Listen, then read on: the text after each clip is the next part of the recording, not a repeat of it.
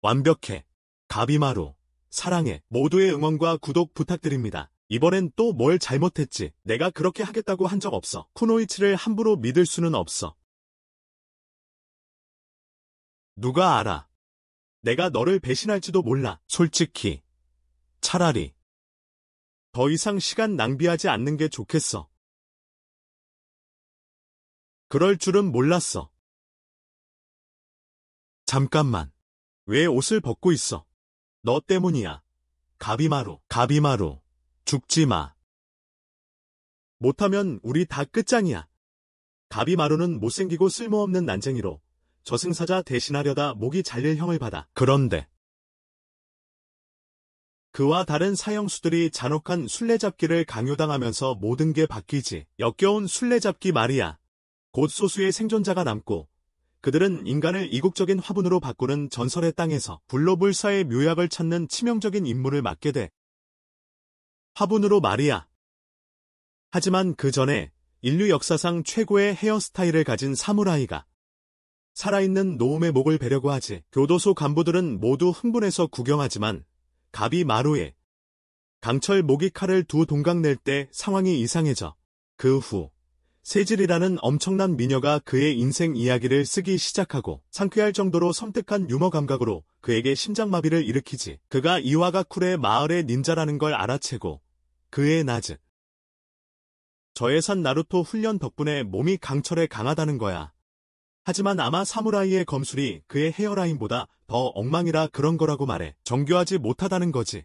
그러자 감옥 주인은 간수들에게 그를 묶어 화형에 처하라고 명령해. 그건 그처럼 죄지은 자들을 지옥의 불길에 대한 예행 연습으로 쓰는 일반적인 방법이야. 작은 사이코패스를 불쌍히 여긴 간수들은 불길이 그를 죽이기 전에 먼저 죽이려고 해. 하지만 그의 싸구려 울버린 몸은 그들의 창을 부러뜨리고 결국 그들은 그를 불태울 수밖에 없었어.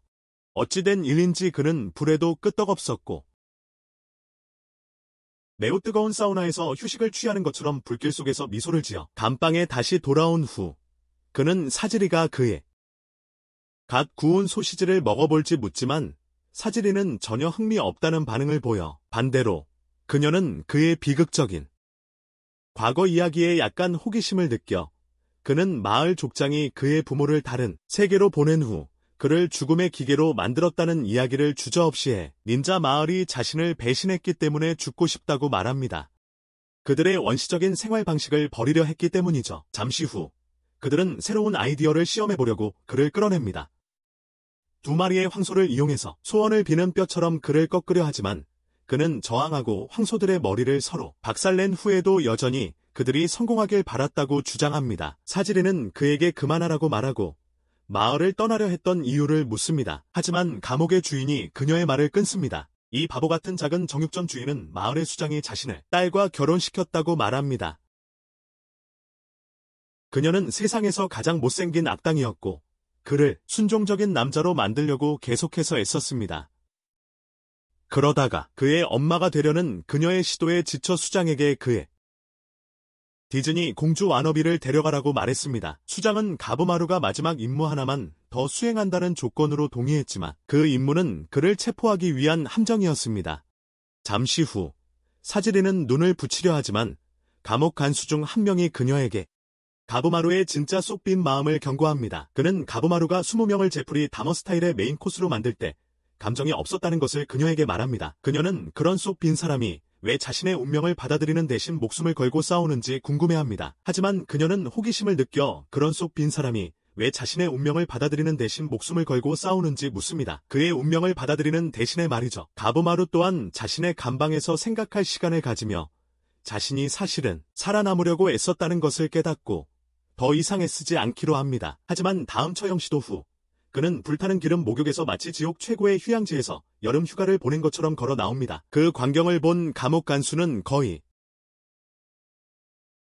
바지를 지립니다. 하지만 사지리는 그에게 또 다른 특별한 처형을 준비하라고 말합니다. 잠시 후 가부마루는 터널을 통해 호송되며 계속해서 왜 그렇게 애쓰는지 묻습니다. 하지만 감옥 주인은 그를 마침내 위로 보낼 방법을 찾았다고 맹세합니다. 위로. 그는 방 한가운데서 사지리가 기다리고 있는 것을 보고 놀라며 그녀가 누구인지 묻자 감옥 주인은 그녀가 사실 야마다 일족의 사형 집행인이라고 말합니다. 그녀가 그의 소원을 들어주겠다고 약속하는 순간 그는 그녀의 공격의 강도를 예측하고 그녀가 실제로 그의 목을 베어낼 수 있다는 것을 깨닫습니다. 생존 본능이 발동하여 그는 족쇄를 부수고 그녀는 즉시 돌진하여 치명타를 날립니다. 하지만 그는 마지막 순간에 피하고 간신히 목숨을 건집니다. 그런 다음 그녀는 그가 아내를 미워한다는 그의 거짓말을 폭로합니다. 그는 사실 어두운 마음속에 그녀에 대한 감정이 있고 그것이 그가 조상들과 합류하기 위해 위로 보내지는 것을 거부하는 이유입니다. 그러고는 칼을 훔쳐 그녀를 공격하면서 여전히 알파라고 주장합니다. 그의 어두운 마음속에 그녀에 대한 감정이 있고 그가 조상들과 합류하기 위해 위로 보내지는 것을 거부하는 이유입니다. 그러고는 칼을 훔쳐 그녀를 공격하면서 여전히 알파라고 주장합니다. 그러고는 칼을 훔쳐 그녀를 공격하면서 여전히 최고라고 주장합니다. 그런 서툴은 공주에게 절대 마음을 주지 않을 거야. 사지리가 그의 공격을 막자 그는 과거 임무에서 돌아온 후 아내 유이가 자신에게 깊이 마음을 주는 것을 막으려 했던 기억을 떠올린다. 그녀는 그를 껴안으며 아버지가 나쁜 여자가 되고 싶다는 자신에게 얼굴을 구워버리겠다고 했던 끔찍한 날에 대해 이야기했다. 그가 그녀를 밀어낼 말을 하기도 전에 말이다. 그녀는 그에게 키스하며 그의 터프가이 가면 뒤에 숨겨진 순정남을 드러냈다. 사지리는 그에게 그녀를 위해 살고 싶다는 사실을 받아들이라고 말하지만 그는 계속 싸우며 그녀에 대해 생각하는 건 무의미하다고 말한다. 그는 사형 집행관 고급 훈련 과정의 삶을 선고받았기 때문이다. 그가 다시 공격하려 하자 그녀는 슈군으로부터 사면령을 꺼내든다. 그의 모든 죄를 용서하고 유이와 재회할 기회를 약속하는 사면령이었다. 단 하나의 조건은 최근에 발견되어 불멸의 묘약을 지니고 있다고 믿어지는 신성계라는 신화 속 땅을 방문해야 한다는 것이다. 불멸의 묘약. 그녀는 슈군이 한때 그곳에 불로초를 찾는 수색대를 보냈지만 그들의 배가 돌아왔을 때는 모험가들의 시체 일부만이 자연과 하나가 된 채 남았다고 설명합니다. 대자연과 하나가 된 채 남았다고 설명했습니다. 그러자 슈군은 신하들을 모아 가장 강하고 두려운 죄수들을 모아 자유를 대가로 새로운 탐험에 나서도록 명령했습니다. 그들의 자유를 대가로 새로운 탐험에 나서도록 명령했습니다.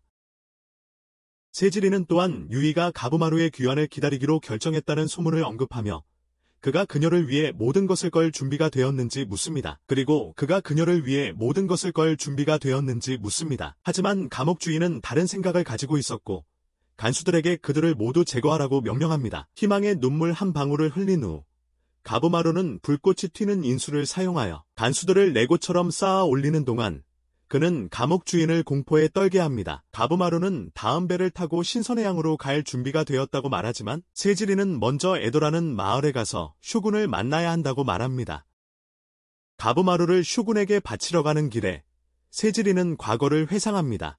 몇 년 전 아무짝에도 쓸모없는 수다쟁이가 처형당하기 위해 끌려 나왔고 마지막으로 한마디 할 수 있는 허락을 받았습니다. 단 한 번의 배기로 그를 저 세상으로 보낸 백발의 죽음의 기계.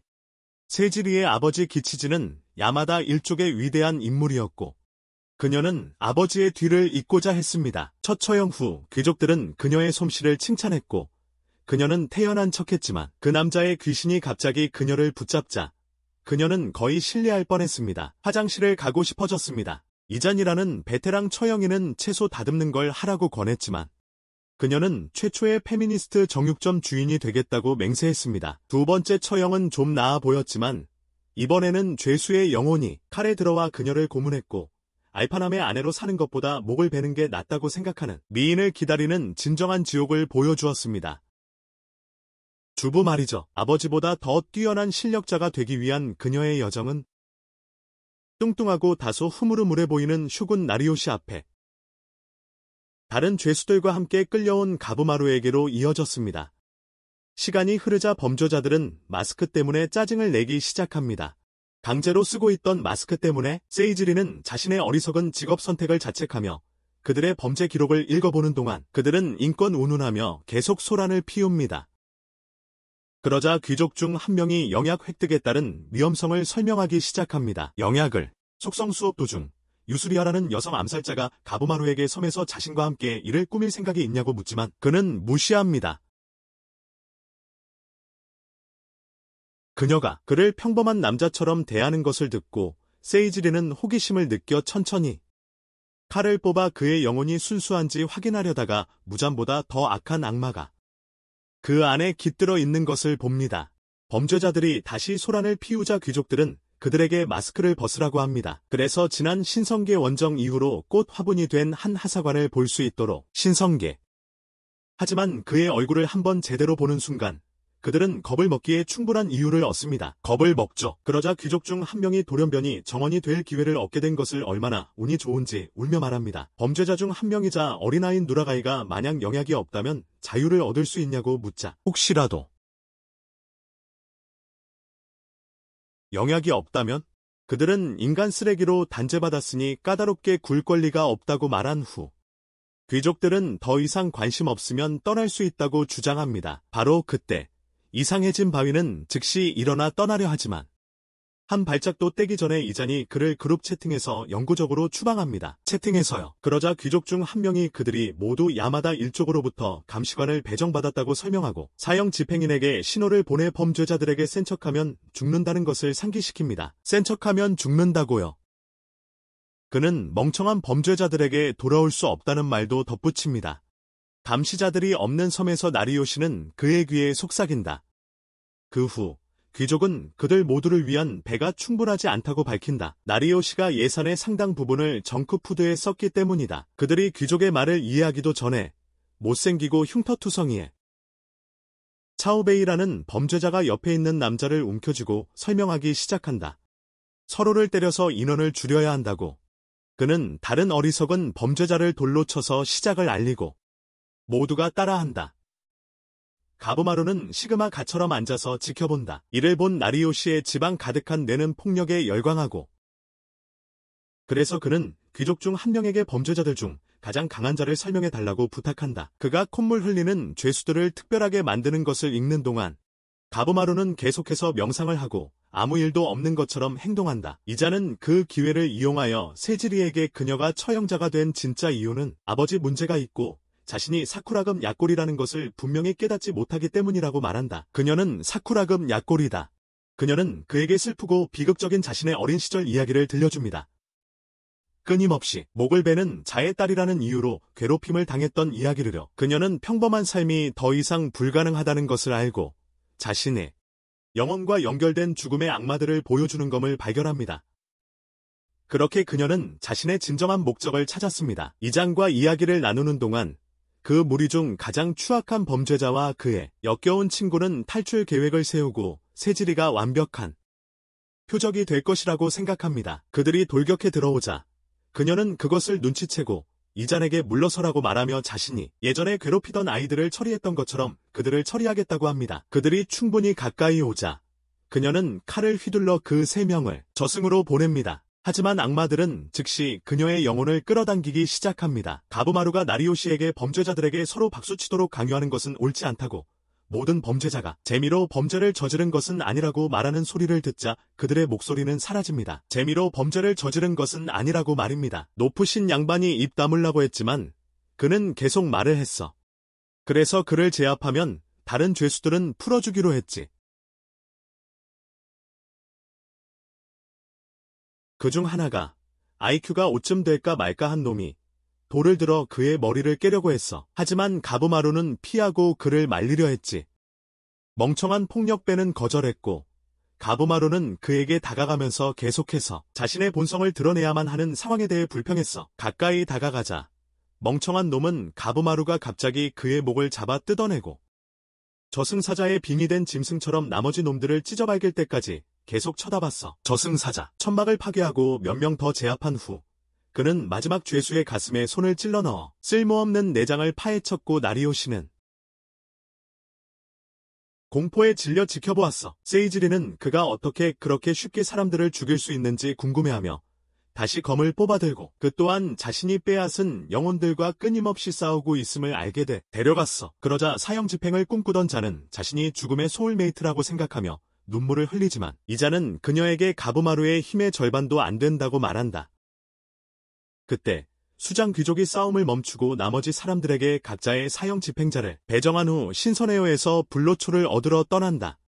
신선에어로 가는 길 어딘가에서 가부마루는 과거를 회상하며 수년 전 역겹도록 못생긴 오사라는 마을 수장이 자신의 신하들에게 모든 무기를 그의 몸에 꽂아 내장을 쏟아내려고 했던 일을 떠올린다. 그는 진정한 알파처럼 모든 것을 받아들이고 젊은 가부마루가 지켜보는 가운데 무시무시한 늙은 데드풀처럼 웃으며 서 있었다. 잠시 후 그들은 신선해요 해안에 도착하고 그는 세지리에게 불로초가 분명히 존재한다고 말한 후 섬으로 향하는 여정을 시작한다. 섬으로 들어가면서 섬 속으로 더 깊이 들어가자 세지리는 꽃들에 반하지만 가부마루는 그녀에게 멍청이 짓 하지 말라고 하며 그런 꽃이 폭발하는 건 과학적으로 불가능해.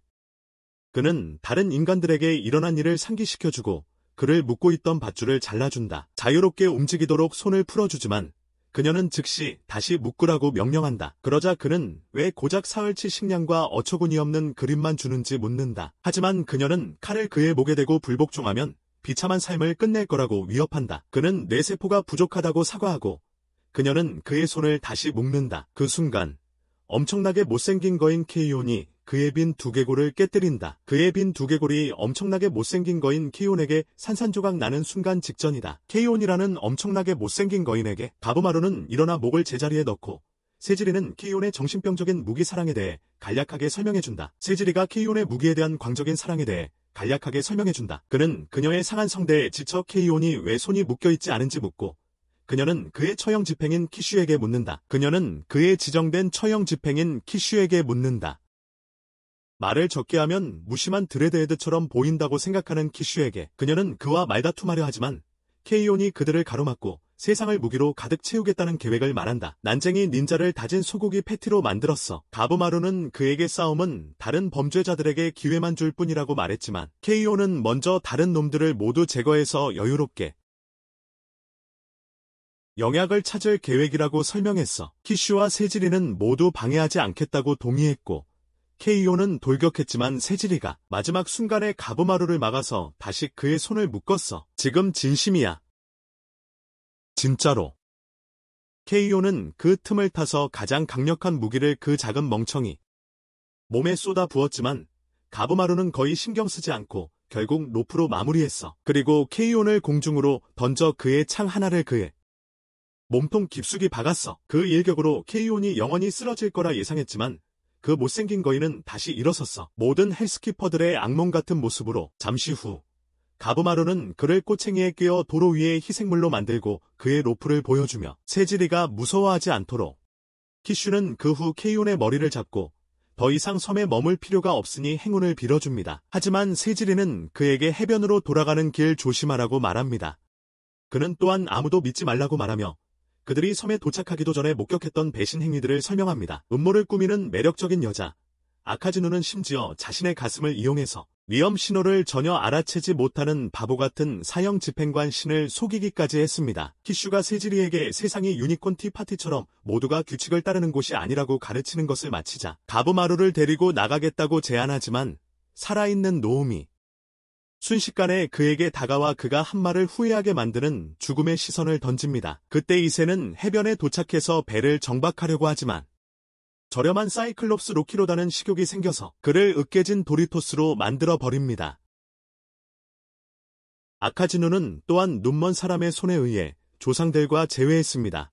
이 부분은 13번자막과 연결되어 자연스럽게 이어집니다. 14번자막과 마찬가지로 13번자막의 연장선상에 있습니다. 신이라는 최고의 순정남은 가만히 있는 동안 다른 이들은 서로 중 가장 약한 자를 제거한다. 그러자 키슈는 막부에서 가부마루의 마을에 다음 원정을 위한 인술 부대를 소집하라는 명령을 내렸다고 밝히고 세지리에게 행운을 빌며 떠난다. 아빠에게 집착하는 어린 아가씨는 자신이 함께 여행 중인 단두대의 정체를 실제로는 모른다는 사실을 깨닫고 더욱 엄격해지려 하지만 그가 갑자기 공격하며 저항을 멈추면 고통 없이 해주겠다고 약속한다. 유이와 재회하겠다는 그의 꿈이 착한 포로가 되는 것보다 더 중요해지면서 그는 세지리가 왜 규칙을 어기는지 묻기 위해 멈출 때까지 계속 공격한다. 유이와 재회하겠다는 꿈이 좋은 포로가 되는 것보다 더 중요해져서 계속 공격하지만 세지리가 그가 왜 규칙을 어기는지 묻기 위해 멈출 때까지 계속 공격한다. 규칙을 어기는지 묻는다. 그는 마을의 다른 닌자들이 영약을 얻지 못하면 자신을 반드시 죽일 것이며 그녀의 이달의 처형 집행인이 되겠다는 집착은 자신을 더 늦출 뿐이라고 설명한다. 그가 다시 공격을 시작하자 어리석은 흉내쟁이는 그에 대한 감정 때문에 자신을 의심하기 시작한다. 한편 그는 자신의 잠재의식 일부가 그녀를 끝내고 싶어 하지 않는다는 것을 깨닫습니다. 그리고 그것은 그에게 유이가 그에게 감정을 느끼게 해준 날을 떠올리게 합니다. 혼란 속의 인간 저승사자는 힘을 덜 쓰고 세지리를 향한 마지막 일격을 멈춥니다. 하지만 오사의 가르침이 그의 감정을 억누르자 세지리의 검이 두 동강 납니다. 순식간에 그녀는 땅에 쓰러져 가부마루의 진짜 모습, 그녀의 목을 베려는 그의 모습을 어둠 속에서 바라봅니다. 그녀의 강력한 공격과 치명적인 카드에 그는 다시 주저하고 심지어 오사의 어두운 영혼도 더 이상 그의 감정을 억누를 수 없습니다. 바로 그때 유이에 대한 그의 감정이 동정심을 불러일으켜 그를 눈물 짓게 합니다. 그는 자신이 필요한 일을 할 만큼 강하지 않다고 생각합니다. 세지리는 즉시 검을 치우겠다고 제안하며 감정적인 난쟁이가 되는 것도 나쁘지 않다고 말합니다. 그래서 그는 그녀를 끝내지 않습니다. 그의 감정을 진정으로 이해한다면 살인 미수를 봐주겠다고 약속합니다. 자신의 감정을 이해하는데 진심으로 헌신한다면 말입니다. 죽음의 섬에서 사랑을 찾는 재미를 만끽하는 동안 못생긴 중년 범죄자 타미야와 그의 난쟁이 처형인 후카이가 아름다운 꽃밭을 발견합니다. 나비 때문에 자신이 특별하다고 느끼지만 나비의 역겨운 얼굴을 보고 꽃독을 주입받았다는 것을 깨닫습니다. 그는 즉시 자신의 손을 자르고 후카이와 함께 그 손이 변하는 것을 지켜봅니다. 그러다가 프랑켄슈타인 연구소에서 탈출한 것처럼 보이는 다른 생물들과 거인들에게 둘러싸입니다. 얼마 전 타미야는 용의 검으로 알려진 무일푼의 무가치한 검객이었습니다. 그는 일자리를 찾던 중 뚱뚱한 난쟁이 영주를 만났는데 그 영주는 자신의 용문에 대해 자랑하며 타미야를 고용했습니다. 간을 망칠 정도로 술을 마시던 어느 날 멍청한 영주는 그가 용을 실제로 죽일 수 있다고 생각하는 것을 비웃었고 타미야는 그 모욕에 대한 안갚음으로 영주의 용문을 파괴하기로 결심했습니다. 신성계 해안에 도착한 후 그는 난쟁이 처형인에게 자신의 얘기를 했습니다. 사면 받으면 뚱뚱한 영주를 가죽 벗길 계획이었지만 부채는 그의 잔소리에 지쳐서 입 다물라고 했어.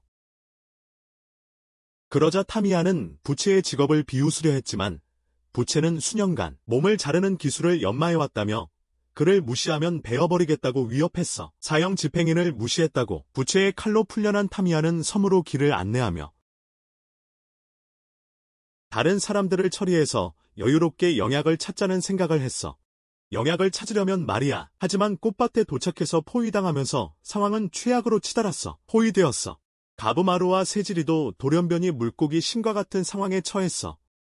그래서 난쟁이 닌자는 탈출 방법을 생각하지만 신이 공격해오자 물에 젖은 뇌를 날려버릴 듯한 일격으로 맞서 싸워. 가부마루가 쓰러지자 세지리가 도우려 하지만 그는 그녀에게 자신의 안전 레벨 기술이 발목을 잡을 테니 멀리 있으라고 말해. 오사가 알려준 낯선 상대에 대한 규칙을 떠올리던 중 그의 뇌세는 너무 길어졌고 세지리가 역겨운 나비들과 씨름하느라 그를 방해했다. 그래서 어신은 그의 집중력 부족을 벌하기로 결심하고 그의 내장을 잔혹하게 짓눌렀다. 세지리는 그가 피를 흘리는 것을 보고 놀라서 도망치기로 한다. 하지만 흉측하고 엉망인 거인들이 그들을 에워싸고 세지리는 점점 미쳐간다. 한편 가부마루는 마침내 겨냥하여 특수인술로 첫 번째 거인에게 덤벼들었는데 그의 머리를 추수감 사절 만찬으로 만들어 버렸다. 그는 진격의 거인 내비보다 더 빠르게 거인들을 계속해서 박살내는 동안 세지리는 정말 쓸모없는 대역처럼 나비들과 춤을 추다가 거인 중 하나가 그녀에게 집중하기로 한다. 가부마루는 그것을 눈치채고 그녀에 대한 걱정을 떨쳐내려고 어둠의 모습으로 변신하지만 결국 그녀를 구하고는 왜 자신의 어둠의 모습이 그녀를 지키는 것을 좋아하는지 궁금해한다. 물고기 신이 다시 공격하려 하지만 알파 처형인에게 베어 쓰러집니다. 유스리아와 거구의 난쟁이 센타와 함께 나타난 겐지라는 처형인이죠. 센타는 배를 제대로 제어하지 못하는데도 불구하고 처형인이 되었습니다. 배를 유스리아는 가부마루에게 다시 자기소개를 하고 가부마루는 그녀가 왜 그렇게 가슴을 드러내는지 묻고 싶어 하지만 유이의 예의범절 강의가 생각납니다. 그녀에게 감사를 표하고 진짜 의도를 묻습니다. 그러자 유수리아는 그에게 긴장 풀라고 말하고 다가가서 도움이 필요한 척하며 가슴을 그의 가슴에 비비며 그의 사고 능력을 흐리게 합니다. 제대로 생각하지 못하게. 하지만 그는 거의 감정이 없어서 그녀를 벌로 땅에 눕힙니다. 그래서 그녀는 사과하고 적어도 함께 일할 수 있는지 묻습니다. 세이지리는 그녀에게 왜 처형인이 2명이나 있는지 묻지만 그녀는 겐지가 사실은 마키아라는 쓸모없는 범죄자에게 배정되었고 마키아는 유수리아의 미모에 반해 저승으로 갔다고 밝힙니다. 겐지는 계속해서 그녀를 따라다니는 자신의 결정이 순전히 임무 때문이라고 설명하지만 그녀의 닌자 케이크를 깨부수고 싶어하는 그의 간절한 마음을 모두가 분명히 알 수 있다. 센타도 자신을 소개하려 하지만 그녀는 그의 부정적인 기운 때문에 모두를 지루하게 할까봐 막는다. 그리고 함께 협력하는 것이 섬에 미친 것들을 통과하는 가장 좋은 방법일지도 모른다고 설명한다. 세이지리와 상의한 후 가부마루는 그녀의 제안을 받아들이고 그녀는 그를 다시 꿰어내려 하지만 그는 그녀를 붙잡고 더 이상 그의 신뢰를 얻으려 하지 말라고 경고한다. 그러자 그녀는 다리로 그를 붙잡고 그의 신뢰를 얻을 생각이 전혀 없었다고 말한다. 왜냐하면 둘 중 한 명만이 먼저 영약을 찾아 사면을 받을 수 있기 때문이다. 그녀는 작고 못생긴 나비들이 사실은 지금까지 본 것 중 가장 위험한 것이라고 설명한다. 하지만 그는 그녀가 어떻게 그렇게 많은 것을 알고 있는지 묻는다. 알고 보니 마키아가 그녀의 실험 쥐 역할을 했고 유주루야의 계략을 눈치채지 못하고 너무 많은 독을 흡수하여 작은 마을을 멸망시킬 만큼의 독을 가지게 되었다. 그 사실이 밝혀진다. 즉, 마키아는 그녀의 실험 쥐 역할을 했고 유주루야의 계략을 눈치채지 못하고 너무 많은 독을 흡수하여 작은 마을을 멸망시킬 만큼의 독을 가지게 되었던 것이다.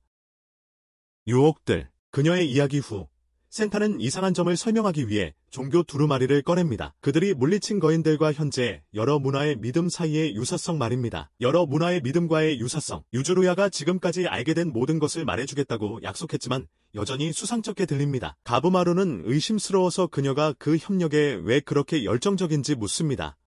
그러자 그녀는 불쌍한 여동생에 대한 이야기를 합니다. 어딘가에서 그녀의 기원 이야기를 설명하는 과정에서 거짓말이 섞이기 시작합니다. 그래서 그는 더 이상 속이지 말라고 하고 그녀는 실제로는 그렇지 않다고 인정합니다. 과장된 과거 이야기가 그녀의 망상을 부추기는 것은 아니라고 말입니다. 가부마루는 결국 봉건 시대의 임무를 떠나기로 한 그녀의 의미 없는 결정을 받아들이지만 여전히 무언가 이상하다는 것을 알고 그녀가 마키아에게 정말로 무슨 짓을 했는지 묻습니다. 마키아에게 그녀는 꽃이 뒤덮은 후 그를 저편으로 보냈다고 회상하지만 자세한 내용은 말하지 않고 대신 그를 안으려고 합니다. 그러자 그것은 세지리가 발달하지 않은 내가 과부하돼서 멍 때리는 동안 또 다른 핀다운이네요. 모든 것에 압도당해서 일시정지 버튼을 누르네요. 얼마 전 토우마라는 젊은 전사가 세지리의 부족에 합류하여 빠르게 이잔의 감시하에 처형자의 자리까지 올라섰습니다. 그는 자신의 형인 초우바이를 구출하기 위해서 그 모든 걸 했고 자유를 되찾는 방법으로 신센카이의 영약 퀘스트를 제안했습니다. 그 당시 두 형제는 섬의 다른 곳에서 거인들과 마주쳤고 초우바이는 즉시 공격을 시작했지만 토우마는 지켜보며 과거를 회상했습니다. 그들은 존경받는 사무라이의 아들에서 길가에 버려진 무가치한 고아가 된 암울한 어린 시절을 보냈습니다. 그때도 산적들의 공격을 받았지만 초우바이는 적응력이 뛰어났고 어떤 상황에도 빠르게 적응하여 두 사람 모두를 안전하게 지켰습니다. 그럼에도 불구하고 그들은 산적들에게 공격을 받았지만 초우바이는 뛰어난 적응력으로 어떤 상황에도 빠르게 적응하여 그들을 안전하게 지켰습니다. 결국 그는 인류 전체에 대한 범죄로 지명 수배된 흉터투성이 외눈박이 사이클롭스가 되었습니다. 두 사람 모두를 안전하게 지켰습니다. 결국 그는 인류 전체에 대한 범죄로 지명 수배된 흉터투성이 외눈박이 사이클롭스가 되었습니다. 그리고 토우마에게 그를 구출할 계획을 세우라고 말했습니다. 추억 여행을 마치자 초우바이는 더 나은 무기를 찾아 도망칠 것을 제안하고 그들은 달아나기 시작합니다. 더 좋은 무기를 찾아 도망치기 시작합니다. 하지만 토우마의 싸구려 나푼젤 머리가 거인 중 하나에게 잡힙니다. 초우바이는 그의 비참한 모습을 한번 보고 계속 전진합니다. 그래서 토우마는 스스로 해결하기로 하고 괴물의 손가락을 잘라낸 후 초우바이는 쓰러뜨린 거인 중 하나에게서 얻은 새로운 무기로 마무리합니다. 바로 그때 따개비로 가득 찬 거인에게 쓰러지고 둘 다 그것의 친구들에게 둘러싸입니다. 친구들은 모두 말을 할 수 있고 정의에 대해 계속 떠들어대다가 초우바이가 화가 납니다. 순식간에 모두를 없앤 후 그는 토우마에게 둘 다 마시고 불멸의 존재가 되기 위해 영약을 먼저 얻으려면 계속해서 적을 쓰러뜨려야 한다고 말합니다. 불멸의 존재가 되려면 잠시 후 세지리는 꿈에서 아버지가 자신의 인생 선택에 대한 실망을 감추려고 애쓰는 것을 보고 깨어나서 겐지가 조심스럽게 그녀를 지켜보고 있었다. 그러고는 그녀가 기절한 후 동굴로 데려왔다고 설명하며 조금 더 쉬는 걸 제안한다. 하지만 바보 같은 성과주의자는 가부마루를 찾으러 일어나는데 그는 밖에서 센타와 함께 시간을 보내고 있었다. 유주리아는 혼란스러워하고 가부마루는 센타가 찢어진 옷을 수선하는 동안 저녁 계획을 밝힌다. 그리고 유주리아는 피노코보다 더 능숙하게 거짓말하는 데 썼던 힘을 되찾기 위해 낮잠을 잔다. 힘들이지 않고 센타는 가부마루의 간식을 먹으면서 섬에 대해 알게 된 것을 정리해보자고 제안하고 유주리아는 마침내 음식을 먹게 된다는 생각에 들뜨지만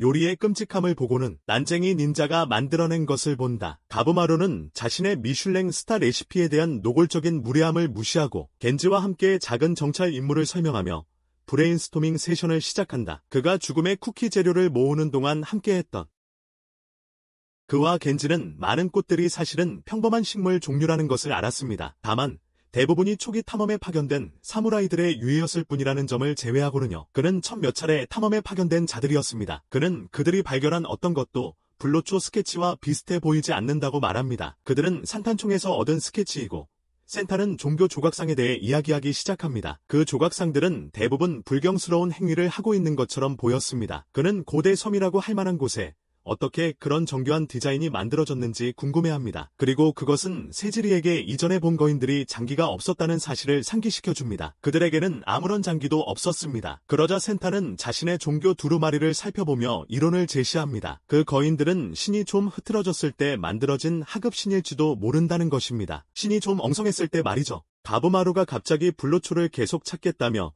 이상할 정도로 흥분한 후에 유주리아는 그들에게 그들이 사실은 지옥에 있을 가능성을 고려해보라고 말합니다. 지옥에 말이죠. 하지만 센타는 배짱이 없어서 바로 화제를 돌리고 모두 거인의 기원을 계속 알아보기로 한다. 그들은 거인의 기원을 계속 알아보기로 합의한다. 몇 분 후 세지리는 숨을 돌리려 하지만 겐지는 제안을 하며 그녀를 방해한다. 자신이 세지리의 자리를 대신하여 세지리가 부족으로 돌아가 여생을 아이 낳는 기계로 살 수 있게 해주겠다고 세지리가 거절하려 하자 겐지는 추한 돌연변이 나비들이 그녀를 쓰러뜨릴 정도였다면 가부마루를 정말로 이길 수 있겠냐고 묻는다. 겐지는 그녀의 비참한 약점을 자세히 설명하며 그녀의 자신감을 완전히 꺾은 후 배를 타고 떠나라고 말한다. 바로 그때 센타가 그들에게 합류하여 섬을 떠나는 것이 사실은 덜 익은 반신들과 싸우는 것보다 더 어려울 수 있다고 말한다. 센타가 자신의 이론을 더 자세히 설명하는 동안 텐자라는 추한 남자 처형자가 바다의 흐름에 맞서 싸우려고 애쓰는 동안 누르가이는 그러한 일이 특히 젓가락 같은 팔을 가진 사람에게는 불가능하다고 설명한다. 그는 또한 텐자에게 영약 없이 돌아오면 그저 다시 사형수로서 하지만 텐자는 쇼군에게 자신의 처지를 호소하겠다고 약속하고 쇼군의 배로 보이는 거대한 배를 보고 희망을 갖습니다. 하지만 가까이서 보니 그것은 이전 원정대들의 탈출 시도로 인해 난파된 많은 배들 중 첫 번째 배라는 것을 깨닫고 그의 낙관적인 생각은 사라집니다. 그 섬에 보내졌던 모든 원정대의 탈출 시도로 인해 난파된 많은 배들 중 첫 번째 배라는 것을 알게 됩니다. 그들 앞선 이들도 마찬가지였습니다. 그 순간 그림자가 보이기 시작하고 텐자는 누르가이의 경고에도 불구하고 칼을 뽑아듭니다. 그 결과 크라켄의 촉수 공격을 받게 됩니다. 배가 파괴되자 텐자는 섬으로 돌아갈 배를 찾자고 제안하고 촉수를 찢어버립니다.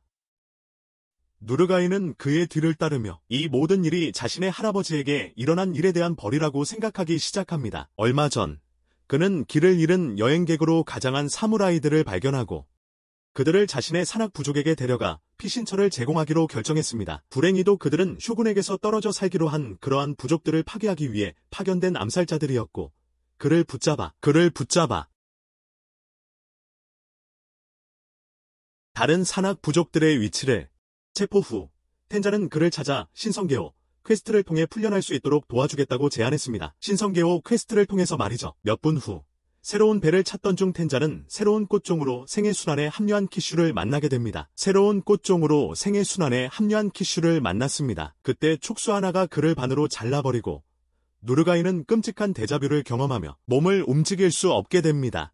텐자는 그에게 일어나라고 말하지만 그는 거절하고 자신의 민족을 멸종시킨 운명을 받아들이기로 합니다. 텐자는 촉수와 싸우면서 그게 정말로 원하는 것이냐고 묻고 누르가이는 멍청한 사무라이가 영어를 이해하는데 어려움을 겪는 것 같아 답답해합니다. 영어를 이해하지 못하는 것 같아서요. 텐자는 그를 버리기를 거부하고 계속 싸우다가 누르가이는 할아버지와 함께했던 삶을 떠올리고 산에서의 삶으로 돌아가고 싶다고 말합니다. 다행히 텐자는 마침 배를 찾아내어 마지막으로 한 번 더 싸워서 무사히 신생카이오로 돌아갑니다. 둘 다 숨을 고른 후 텐자는 크라켄의 피를 씻어 감염되지 않도록 제한합니다. 감염되지 않도록 말이죠. 하지만 청소를 시작하고 깨닫자 그는 인생 최대의 충격을 받습니다. 누르가이가 사실 여자아이라는 것을. 그의 반응에 누르가이는 미발달된 플롯대포로 그를 놀리다가 그 이미지가 그의 마음속에 새겨집니다. 옷을 입고 나서 그들은 섬으로 돌아가기 전에 탈출 경로를 찾기로 합니다. 겐지는 방금 세이지리를 집에서 저녁밥이나 해먹어야 할 약골이라고 부르고 떠납니다. 그리고 떠납니다. 센타는 그의 말을 마음에 담지 말라고 말하며 사실 그녀가 머물러 주길 바란다고 말합니다. 가부마루에게 많은 변화가 있었고 그가 겪고 있는 일을 처리하는데 그녀가 최고의 사람이라고 생각하기 때문입니다. 그 난쟁이 닌자의 머릿속에서 무슨 일이 일어나고 있는지 처리하는데 최고의 사람이라고 생각하기 때문입니다. 그 후 나머지 일행은 잠이 들지만 세이지리는 가부마루의 여동생이 되겠다고 고집합니다. 혼자 있게 해달라는 그의 부탁에도 불구하고 말이죠. 그녀는 자리에 앉아 집착적으로 감시를 계속하고 그는 그 기회를 이용해 아까 싸움 때문에 벌레들에게 취약해진 것 같은데 좀 나아졌는지 묻습니다. 그녀가 벌레들에게 취약해진 이유는 아까 싸움 때문일 가능성이 높았습니다. 그는 또한 그녀가 명확하게 생각하도록 도와준 것에 대해 감사를 표하고 슈군이 마을에서 닌자들을 보내기 전에 영약을 찾는 데 집중하겠다는 새로운 계획을 설명합니다. 그녀는 그가 자신의 실수를 인정할 만큼 강하다고 칭찬하고 하지만 그는 그녀가 실제로 더 강하다고 주장하며 그녀의 세키로 수준이 실력이 처음부터 매우 분명했기 때문에 그녀는 충격을 받습니다. 그는 그녀의 충격적인 표정을 알아채고 자신을 좀 더 믿으라고 말합니다. 그래서 그녀는 다음 날 아침까지 그의 격려의 말을 마음속에 간직합니다. 겐지가 그녀에게 돌아갈 준비가 되었는지 묻자 그녀는 임무에 계속 남기로 결정하고 그는 그녀에게 버려진 섬에서 엉성한 신들과 싸우는 것은 그저 요리사 보조 정도인 그녀가 관심 가질 일이 아니라고 말합니다. 그녀는 그 말에도 불구하고 자신의 결정을 고수하며 그에게 자신을 동료로 대해달라고 간청하며 무릎을 꿇습니다. 망상에 빠진 아빠 딸이 아니라 진짜 사무라이를 상대하는 거라고 그의 진심을 확인하기 위해 기습 공격을 하지만 그녀는 칼을 빼앗고 그를 격분시킨다. 그가 칼을 되찾자마자 노키로타라는 한쪽 눈이 없는 추악한 거구가 나타나 그의 내장의 절반을 날려버린다. 몇 년 전 노키로타는 순진하지만 엄청나게 뚱뚱한 아기였는데 돌멩이를 가지고 놀면서 얼굴에 잔뜩 묻히는 것을 좋아했다. 하지만 어느 순간부터 그의 괴물 같은 식욕이 커지면서 피비린내 나는 길로 들어서 부모님과 마을 전체를 몰살시켰다. 같은 치명적인 손바닥으로 겐지를 나무에 내던지며 그의 내장의 절반을 날려버리고 세지리는 겐지가 도망치라고 소리치는데도 불구하고 도와주러 달려간다. 사라졌어. 노키로타가 세지리에게 같은 짓을 하려는 순간 작은 키의 죽음에 기계가 그를 나무들 사이로 날려버리고 세지리에게 난폭한 외눈박이를 제압하는데 도움이 될 만한 정보가 있는지 묻는다. 세지리는 이잔도 내장이 터졌을 거라는 생각뿐이었고 가부마루는 노키로타를 저승행 편도 티켓으로 보내기로 결정합니다. 그는 먼저 오사의 지시, 상대의 힘을 항상 평가하라는 말을 떠올리지만 전략을 세우기도 전에 노키로타는 거대한 나무를 뽑아 그들에게 던집니다. 그들은 살아남지만 가부마루는 키가 작은 것이 분명한 약점이라는 것을 깨닫고 유즈리아에게 약속했던 도움을 요청합니다. 그녀는 자신은 그들의 작은 사교 클럽의 두뇌일 뿐이라며 그를 응원합니다. 그래서 그는 혼자 싸우기로 하고 노키로타의 죽음을 부르는 공격들을 목숨 걸고 피하기 시작합니다. 마치 목숨이 걸린 것처럼 말이죠. 보통 사람이라면 산산조각 날만한 그의 가장 치명적인 공격들을 시도한 후 그는 효과가 있는 공격을 찾는 데 어려움을 겪습니다. 한편 세지리는 겐지의 남은 장기가 빠져나가는 것을 막으려고 애쓰고 그녀가 전에 보였던 허세를 놀리려고 합니다. 하지만 그녀는 감정에 북받쳐 그를 도울 수만 있다면 상관없다고 말합니다. 살아남는 것. 그 말을 들은 그는 그녀를 보는 시각을 바꿉니다. 그래서 그는 그녀의 목표를 깎아내리려 했던 것을 사과하고 검을 건네며 최고 수준의 처형 기술로 노키로타를 쓰러뜨리라는 마지막 명령을 내립니다. 그때 가부마루는 엄청나게 위험한 생각을 떠올리지만 노키로타는 다시 휘두르다 세이즈리의 칼의 손가락 하나를 잃습니다. 둘 다 기술을 합치기로 결정하면서 텐자는 겐지 돕는 것을 허락해달라고 유즈리아에게 부탁하지만 그녀는 싸움에서 새로운 것을 배우도록 살찐 얼굴 좀 닥치라고 말합니다. 새로운 것을 배우라고 합니다. 노키로타의 잘린 손가락이 덜 끔찍해 보이자 가부마루는 본능적으로 그의 머리를 노리고 세이즈리에게 다리를 공격하여 무릎 꿇게 하라고 말합니다. 무릎 꿇게 하라고 합니다. 노키로타가 다시 공격하자 가부마루는 주먹 방향을 바꿔 세이즈리가 다리를 베도록 기회를 줍니다. 하지만 외상이 시작되면서 표적을 놓칩니다. 그녀는 아버지에 대한 트라우마를 다스리기 위해 한 발짝 물러선 후 다시 시도하지만 여전히 아무짝에도 쓸모없다. 자신이 감당하기에 버거운 겁쟁이라는 것을 인정하는 대신 그녀는 가부마루에게 노키로타의 목을 공격하는 것만이 탈출구라고 말한다. 하지만 추앙거인은 갑자기 귀를 찢는 초음파로 울기 시작한다. 순식간에 가부마루는 머리를 박살나 땅에 처박히고 세이즈리는 자신의 상반신이 식물 비료가 된 게 아닌가 두려워한다. 다행히도 그는 다시 일어서지만 뇌세포가 폭발하며 쓰러진다. 쿵! 하고 그래서 세이즈리는 노키로타가 마지막 일격을 날리려는 순간 그를 돕기 위해 달려간다. 죽음이 밀리미터 단위로 다가오는 순간 세이즈리는 겐지의 말을 떠올리고 마음속에 혼란스러운 감정의 파동을 가라앉힌다. 정신력을 회복한 그녀는 칼을 휘둘러 노키로타의 주먹을 맞고 두 번째 일격으로 그를 제압하여 유즈루아를 놀라게 한다. 그녀가 감정적인 사이클롭스와 계속해서 맞서 싸우는 동안 겐지는 출혈이 뇌세포에 영향을 미치기 시작하면서 그는 스스로 무너져 내립니다. 세이즈리가 그를 쓰러뜨리자마자 그의 뒤편으로 손을 뻗어 마지막 일격을 가하려 하지만 그는 마지막 순간에 피합니다. 그러자 가부마루는 자신의 특수한 닌자술로 그를 다시 쓰러뜨릴 계획을 세우고 유즈루아는 그가 주변 식물들을 불태우며 상처가 다시 벌어지기 전에 텐자와 함께 도망칩니다. 유즈루아는 그에게 제대로 보지도 못하는 뚱보돼지라고 욕설을 퍼붓는 동안 가부마루의 연막으로 공중을 뒤덮는 계획이 노키로타에게 효과를 발휘하기 시작합니다. 그래서 그들은 그가 숨을 쉬려고 몸을 낮출 때까지 키가 작은 유전자의 안전 속에서 지켜봅니다. 숨을 쉬려고 세이즈리는 즉시 그를 끝장낼 자세를 취하지만 그는 마지막 순간에 그녀를 보고 공격하려 합니다. 가부마루는 온 힘을 다해 그의 팔을 붙잡고는 세이즈리에게 모든 상황을 드라마틱하게 만들려고 하지 말라고 말합니다. 그녀는 그를 무시하고 괴로운 마음을 진정시키기 위해 명상을 시작한다. 미친 사이클롭스를 끝장내기 위한 마지막 공격을 하기 전에 그 순간 노키로타는 마지막으로 과거를 회상하고 세이즈리가 눈치채고 그의 머리를 들어 작별 인사를 한 후 저 세상으로 보낸다. 저승으로 가부마루는 여전히 맹렬하게 타오르는 불길을 상기시키고 그녀는 마지막으로 겐지를 한번 쳐다보고 잃어버린 선배들을 생각하며 달려간다. 순식간에 그 지역의 모든 덜 구워진 신들이 불길을 향해 몰려들기 시작하는데 가부마루는 이해할 수 없다.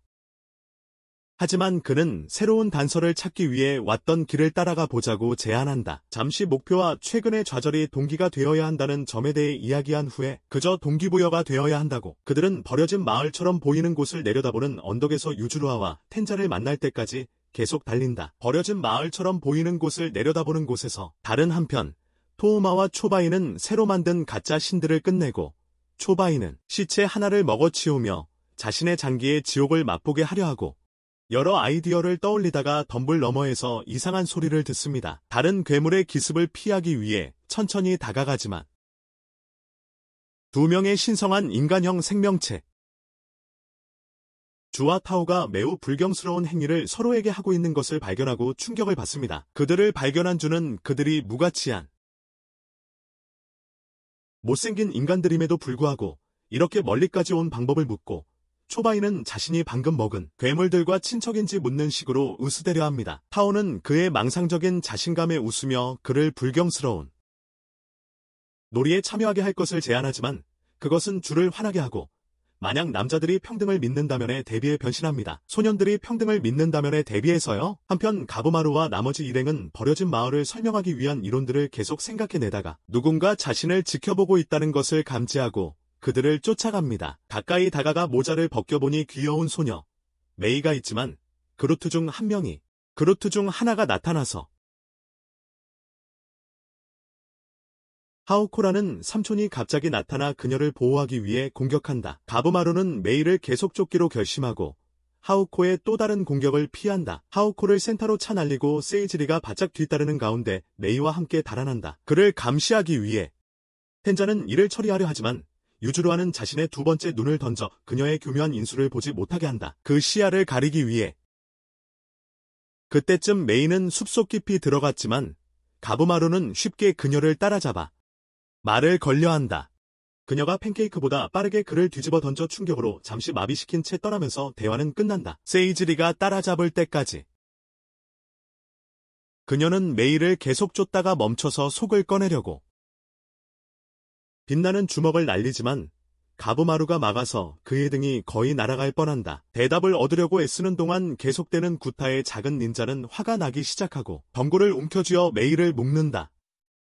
그녀가 울음을 터뜨릴 때까지, 눈물을 펑펑 쏟을 때까지, 그러고는 그녀를 내려놓고 세이즈리는 그녀를 위로하는데 몇 분 걸렸습니다. 유주루아와 센타가 따라잡기 전에 그들은 모두 모여 메이를 위한 친근한 고문 방법을 논의하지만 하오코는 의식을 회복하고 마을과 영약에 대한 모든 정보와 교환하여 메이를 자신에게 돌려줄 것을 간청합니다. 그들이 원하는 마을과 영약에 대한 모든 정보를 대가로 유주루아는 그의 제안을 거절합니다. 메이를 신문하는 것이 훨씬 덜 스트레스가 적을 것이기 때문입니다. 하지만 하오코는 그녀에게 목욕도 해주겠다고 약속하고 그것은 그들의 모든 마음을 바꿉니다. 가는 길에 세이즈리는 말하는 나무를 믿는 것이 현명한지 묻지만 가부마루는 반쪽짜리 신들을 쫓아다니며 답을 구하는 것보다 낫다고 결정합니다. 하오코의 집 안으로 들어가자 가부마루는 답을 요구하기 시작하지만 유주루아는 그에게 며칠 동안 몸에 밴 비린내를 씻어낼 수 있도록 조사를 보류하라고 말합니다. 그녀는 며칠 동안 가지고 다녔던 것입니다. 그녀는 세이즈리에게 휴식을 고려하라고 말하지만 작은 아빠 문제의 아가씨는 물이 꺼질 때까지 자신의 직무의 중요성에 대해 계속 떠들어댑니다. 몇 분 후 메이가 목욕을 돕도록 수건 2장을 가져옵니다. 한편 가부마루는 텐자의 허겁지겁 먹는 것을 계속 말립니다. 하오코가 그들에게 음식을 제공합니다. 사백안 하마가 짜증을 내기 시작하자 가부마루는 그를 포기하고 하오코에게 메이와의 관계에 대해 묻습니다. 그는 그 주제에 대해 말하기를 거부하자 가부마루는 원래의 영약을 찾는 퀘스트로 돌아가고 여자아이들은 마침 그것에 대한 이야기를 듣게 됩니다. 그들이 식사하는 동안 하오코는 영약이 사실은 단이라는 물질이며 항아리에 보관되어 있으며 그것을 마시는 사람에게 영생을 준다는 소문이 있다고 설명합니다. 유주루아와 다른 사람들이 임무 전에 얻었던 설명과의 큰 차이점에 대해 논쟁하는 동안 가부마루는 유이와 재회할 수 있다는 희망이 커집니다. 그러자 그는 어떤 증거를 요구하고 하오코는 천신이라는 초자연적인 존재들에 대해 이야기합니다. 그때 초바이는 주의 상체 절반을 잘라버렸지만 그것은 모두 스테로이드를 맞은 재생식물처럼 다시 자랍니다. 그러자 주는 흉터투성이 사이코의 도끼를 부수고 둘을 흠씬 두들겨 팬 뒤 다른 불운한 전사들과 함께 구덩이에 시체를 버린다. 모두 자신들이 대단하다고 생각했던 자들이다. 마을로 돌아온 가부마루와 유주루아는 하오코가 계속 떠들면 장작으로 만들어 버리겠다고 위협한다. 하지만 그는 자신의 정직함을 확신시키며 약효를 보여주기 위해 태연하게 자신의 팔을 뜯어낸다. 단지 일부분일 뿐이지만 그 후 가부마루는 목욕탕에 가서 상처를 씻고 하오코가 사지리와 1000년 넘게 살았다는 주장에 대해 이야기한다. 둘 다 빙의된 나무가 말한 모든 것을 믿기 어려워하지만 단서가 그것밖에 없으니 약을 찾는 길잡이로 사용하기로 한다. 목욕탕에 들어가자 메이를 만나는데 그녀는 즉시 울기 시작하고 가부마루는 상처를 치료하느라 그녀를 완전히 무시한다. 그래서 사지리는 그의 배기 당근에서 눈을 가리고 자신의 등에 있는 커다란 흉터를 발견하고 제대로 목욕을 해본 적이 없다는 사실도 깨닫는다. 그녀는 가부마루에게 통을 건네주며 목욕을 통해 긴장을 풀고 메이에게 돌아가 스파 수준의 청소를 해주라고 말한다. 몸을 씻는 동안 가부마루는 유이가 비슷한 밤에 자신의 등을 씻겨주고 긴장을 풀도록 인생 조언을 해주던 기억을 떠올린다. 그녀는 그를 깨끗하게 씻겨준 후 머리를 풀었고 그는 마침내 그 이유를 알게 되었다. 그래서 그는 자신 주변에서 얼굴에 흉터를 숨기지 않아도 된다고 말했는데 자신은 사실 그것이 매력적이라고 생각했기 때문이다. 그것이 그녀의 얼굴에 가져다준 미소를 떠올리며 그는 메이에게 똑같은 말을 한다. 그리고 그것은 사지리가 완전히 혼란스럽게 만드는데 그녀는 난쟁이 죽음에 기계가 감정적으로 성숙할 수 있다고는 생각하지 못했기 때문이다. 하오코의 집으로 돌아가는 길에 그녀는 그의 영혼의 부재에 대한 자신의 입장을 제고하며 그는 자신의 목표를 명확히 하고 그것을 달성하기 위해 어떤 것도 멈추지 않기로 결심한다. 수년 전 텐조는 마음 내키는 대로 누구든 강탈하는 거리의 쥐에 불과했다. 하루 끼니를 얻기 위해 벌레들과 함께 밤을 보냈습니다. 그 모든 것은 그가 검객 무리와 마주친 날 끝났습니다. 그들은 주저없이 그를 무가치한 쓰레기라고 불렀습니다. 보복으로 그는 골목길에서 그들의 머리를 깨부쉈고 마지막 한 명을 끝내려던 찰나의 신이라는 못생긴 눈먼 사형 집행인의 검에 막혔습니다. 신생카이로 돌아와 그는 섬을 떠날 탈출구를 계속 찾고 있습니다. 하지만 누락에는 그가 폭발할 때까지 계속 입을 놀립니다. 한참 소리 지른 후 그녀는 그를 더 매력적으로 느끼고 그는 그녀의 자존감 부족을 무시하고 탐색을 계속하기로 합니다. 바로 그때 또 다른 미녀 진이 나타나 그들이 도살된 가짜 신들과 관련이 있는지 묻습니다. 그녀가 무심하게 남성의 몸으로 바뀐 사실은 텐조에게 필요한 모든 정보를 줍니다. 그래서 그는 누라게와 함께 도망칩니다. 하지만 진은 순식간에 따라잡아 가부마루에게 메이가 사용했던 것과 같은 신비로운 힘으로 그를 날려버립니다. 누라게가 안전한 곳으로 도망친 후 텐조는 진의 눈을 파내서 유리한 고지를 점하려 합니다. 하지만 눈이 몇 초 만에 다시 자라나자 그는 어쩔 수 없이 싸워야만 했습니다. 싸움을 시작합니다. 숨을 고르며 진정한 후 그는 돌진하여 순식간에 저예산 데드풀의 팔다리를 여러 번 베어냅니다. 그 후 누라게와 함께 거리를 두려고 달아나지만 진은 머리가 천천히 다시 붙으면서 그들을 따라잡습니다. 그러자 다시 한 번 검이 진의 머리를 베어내고 텐조는 신을 보고 기뻐합니다. 신은 눈이 없어도 그들이 죽지 않는 하데가 다시 몸을 재생하기 전에 계속 달아나야 한다는 것을 알고 있었습니다. 그들은 죽지 않는 하데가 다시 몸을 재생하기 전에 도망쳐야 했습니다. 몇 분 후 그들은 안전한 거리까지 도망쳐 숨을 고릅니다. 신은 그 기회를 이용해 엉성한 기술을 사용한 텐조의 빈 두개골을 후려칩니다. 그리고 그는 사실 섬에서 빠져나갈 수 있는 해류를 발견했다고 설명합니다. 하지만 눈알이 없어 혼자 도망치는 건 불가능했기에 그는 다시 돌아가 다른 이들을 찾았습니다. 다른 이들을 텐조는 신이 나서 즉시 그곳으로 향할 것을 제안하지만 신은 갑자기 칼을 뽑아들고 누라게를 돕는 이유가 무엇이며 왜 그녀를 주군에게 보내지 않는지 묻습니다. 그리고는 아카지노의 카우걸 실력을 처음 만끽했던 순간들을 설명하며 영원히 그녀를 재우기 전까지의 이야기를 합니다. 범죄자를 돕는 것이 반역 행위로 간주될 수 있으므로 그 이유를 설명해 달라고 요청합니다. 신에게 자신의 행동을 이해시키기 위해 텐조는 자신도 가치 없는 거리에 도둑을 거두었던 날의 위험을 감수했던 것을 상기시켜줍니다. 그것을 기억하며 신은 섬을 탈출할 때까지 누라게를 살려두기로 결정하고 생각해 보겠다고 약속합니다.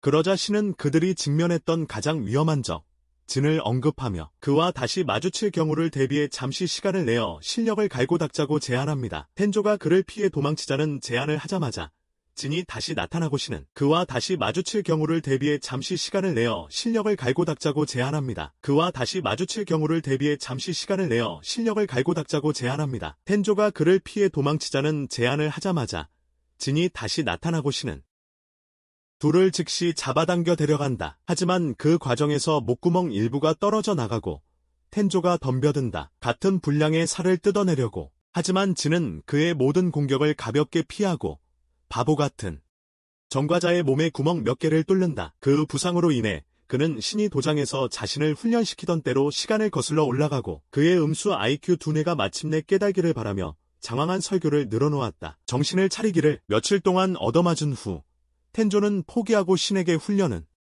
자신의 망가진 뺨에다 집어넣으라고 말했다. 하지만 텐조는 그가 먼저 한 방만 날리면 보내주겠다는 조건으로 쉽게 동의했다. 먼저 한 대만 치면 다음 날 아침 텐조는 몰래 나가 악취 풍기는 도둑으로서의 삶으로 돌아갔지만 아이젠이 그를 발견하고 산책을 따라오게 했다. 그들은 묘지에 도착했고 아이젠은 그에게 신의 저 텐조와 비슷했던 제자 태신은 신이 제자들을 제대로 챙기지 않았기에 도장을 나갔습니다. 당시 신은 제자들에게 전혀 신경 쓰지 않았습니다. 얼마 후 신은 사형 집행을 나갔다가 범인이 도장을 나간 후 사소한 범죄를 저지르며 살아가던 태신임을 알고 망설였습니다. 그 범인이 도장을 나간 후 사소한 범죄를 저지르며 살아가던 태신이라는 것을 깨닫고 그는 현장에서 얼어붙었습니다. 도장을 나간 후 소소한 범죄를 저지르고 있었습니다. 이세는 텐조에게 스승의 칼날 앞에 서게 될 준비가 되었냐고 물었습니다. 칼날 앞에. 하지만 평소 어리석은 그 아이는 현명하게도 목숨을 선택했고 신 밑으로 돌아가 훈련을 계속했습니다. 그리고 신과 함께 수련을 계속했습니다. 인생의 회상이 끝나자 텐조는 누라가이를 바라보며 그녀를 지키기로 결심합니다. 남은 힘으로 누라가이를 지키기로 결심했습니다. 순식간에 그는 진의 얼굴을 박살낼 만한 강력한 펀치를 날렸고 진의 내장이 터져나올 정도로 계속해서 공격했습니다. 누라가이가 도우려 했지만 신이 그녀를 막고 제자를 구하러 달려갔습니다. 텐조는 남은 힘을 다해 둘에게 도망치라고 말했습니다. 그래서 신은 누라가이를 붙잡고 자신의 다리가 움직이는 한 최대한 빨리 도망침으로써 그의 뜻을 존중했습니다. 겨우 잠시 후 그들은 무사히 도망치고 누라가이는 신에게 텐조를 버린 이유를 묻습니다. 왜 텐조를 버렸는지. 그래서 신은 누라가이에게 텐조의 유언을 이야기하고 그들이 진과 싸울 만큼 강하지도 않고 너무나 무력하다는 것을 이해시킵니다. 둘 다 너무 약하고 무능해서 진과 싸울 수 없다고. 한편 누라가이는 텐조를 처리하고 그의 시체가 널브러진 곳에 그를 남겨둔 채 텐조는 신과 함께했던 수련을 회상하며 마지막 순간을 보냅니다. 그날 밤 하오코의 집에서 센타는 하루 동안 밝혀낸 모든 미스터리를 설명하려고 하지만 말도 안 되는 이야기들 때문에 결국 그의 기름진 뇌가 과부하됩니다. 쇼트서킷이 일어난 거죠. 그 후 모두 잠이 들지만 가부마루는 센타가 섬에 대한 지식이 부족한 상태에서 영약을 찾으려고 하지 말라고 했던 경고를 떠올리며 잠 못 이룹니다. 섬에 대해 잘 알지 못하면서 참을성이 없는 난쟁이 닌자는 영약을 찾아 달려갑니다. 하오코가 불로초가 있다고 주장한 섬 중앙에 도착했지만 그는 달아나게 된다. 하오코의 친척들의 묘지처럼 보이는 곳에 다다른 것이다. 그들이 굳어진 채로 하는 기이한 주술은 그에게 센타의 경고를 떠올리게 한다. 하지만 그는 거대한 문을 찾을 때까지 계속 가기로 한 자신의 결정을 따른다. 거대한 문. 그가 손잡이를 잡으려는 순간 진이 나타나고 가부마루는 즉시 그녀의 몸속에서 흐르는 어둠의 기운을 감지한다. 그의 충격적인 표정과는 달리 진은 또 다른 멍청이를 상대해야 한다는 것에 대한 좌절감만 느끼며 그에게 잠시 쉬게 해달라며 자리를 뜨라고 말한다. 그녀는 잠시 쉬고 싶어 한다. 살아있는 노움은 목숨을 걸고 도망치는 대신 불로초를 요구하기 시작하고 진은 덤벼들지만 가부마루도 동시에 공격하여 그녀의 팔을 부러뜨리고 목을 비튼다. 그녀가 펀치 세례를 퍼붓자 그는 그녀의 능력을 이해하기 위해 피하며 주에 깊게 관찰하고 다시 한번 그녀의 목을 비튼 후 자신의 인수를 풀어낸다. 텐진 쇠고기 저키를 만들어 난쟁이는 자신의 테이크다운에 자신감을 느끼고 계속해서 수색을 이어간다. 하지만 그녀는 맹렬한 어퍼컷으로 그를 벽에 처박는다. 그녀는 다시 형태를 바꾸고 그를 제압한 것에 대해 후회하지만 그는 바위에 깔리는 것을 견뎌내고 싸움은 계속된다. 그는 다시 그녀의 모든 움직임을 분석하고 특수한 콤비네이션으로 계속해서 맞서 싸우다가 배에 날아든 발차기에 진이 피를 토한다. 가부마루는 그 공격이 왜 그렇게 큰 영향을 미쳤는지 알아내려고 한다. 그리고 진은 그에게 어떤 특별한 능력이 있다는 것을 언급한다. 그녀는 초능력을 발휘하여 그를 참치캔처럼 뜯어내기 전에 일련의 주먹을 퍼부어 그의 뼈를 하나씩 부수어 간다. 가부마루가 한계에 다다르자 유이의 얼굴이 그의 어두운 면을 불러일으켜 그를 진과의 필사적인 싸움으로 이끌고 어쩌면 불멸의 미녀는 로드킬보다 더 처참한 모습이 된다. 그가 지켜보는 가운데 그녀는 또 다른 변신을 하는데 이번에는 몬스터 주식회사에서 튀어나온 양면성 괴물 같았어. 감전된 가부마루는 반격하려다가 작은 나라 하나를 밝힐 만큼의 전기를 맞았어. 그러자 진은 엄청난 힘의 주먹으로 온몸을 재배치하기 시작했지. 그러다가 나라랜드 여행을 떠났고 거기서 유이와 마지막 하루를 보내며 자신을 항상 사랑해줘서 고맙다고 말했지. 하지만 출혈 때문에 현실로 돌아왔어. 진의 목을 텐터켈즈가 감싸자 그는 치명타를 날리고 오사가 가르쳐준 목숨 건 상황에서 상대를 제압하는 특수 기술을 떠올렸어. 그리고 본능적으로 강력한 화구를 날렸지만 그것으로는 텐터켈즈에서 벗어나는 것밖에 되지 않았고 그녀는 그를 끝장내려고 힘을 모았지. 그때 메이가 나타나 그녀의 공격이 날아오기 전에 장벽을 활성화했어. 그 충격으로 둘은 절벽 아래로 굴러 떨어졌지. 몇 시간 후 센타는 하오코의 집으로 돌아와 자신이 얼마나 겁이 많았는지 고백했어. 몇 시간 후 센타는 하오코의 집으로 돌아와 겁이 많았다고 고백했어. 망할년. 그래서 세이지리는 가부마루를 함께 찾기로 합니다.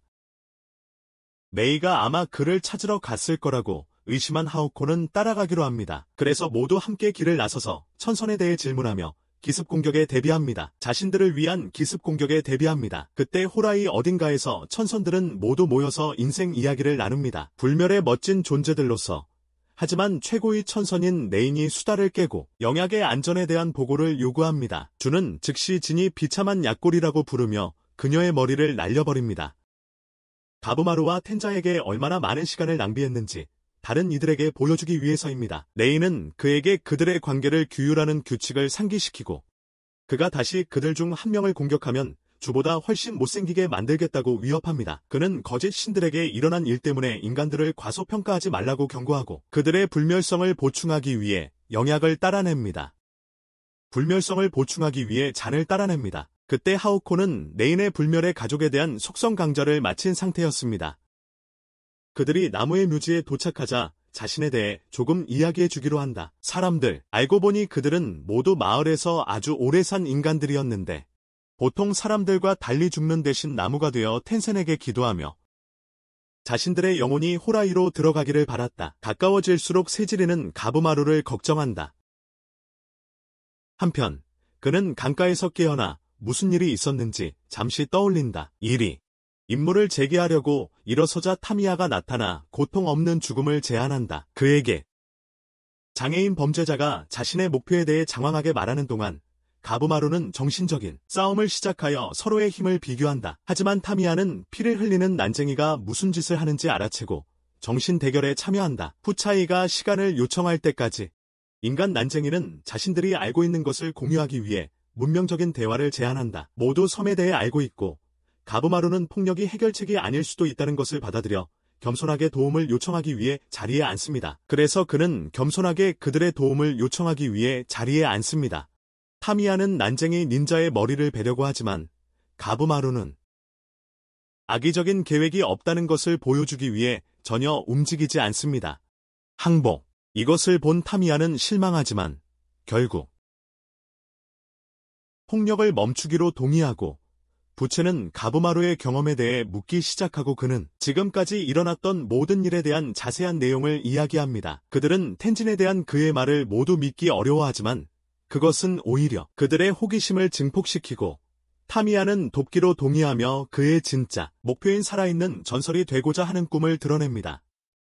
인간 난쟁이는 불멸자들을 해부하는 것에 흥분합니다. 바로 그때 메이가 급성장하며 깨어나고 가부마루의 뇌진탕이 온내는 어떻게 된 일인지 이해하려 하지만 그녀가 그의 이름을 부르자 그는 즉시 달려가서 영약에 대해 아는 모든 것을 묻습니다.